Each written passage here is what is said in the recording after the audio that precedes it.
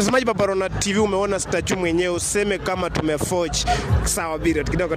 So mtazamaji Paparona TV, kuna mle mtu akapo hivyo anasema kwamba kuna watu ambao wanasema wengi kwamba ushaomoka. Maybe unaweza advise aje? Kuomoka ba ni kujituma tu. Na sofa tunakuona ma interviews mingi, channels mingi, kuna kitu ambayo wanakulipa ukienda hizo ma interviews? Interview hakuna malipo. But chenye nakusaidia nayo ni kupata followers.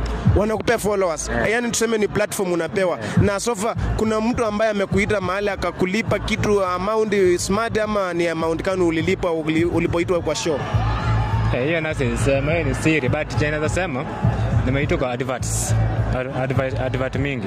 Advert mingi sana. So na una managing aje kusimama mtu kama huo bila kutingika, bila yani like kuna watu wengi wanasemanga maybe hata upumui. Kupumua lazima nipumue bana. Na vipi sitajua anatoka upande kani wa Kenya?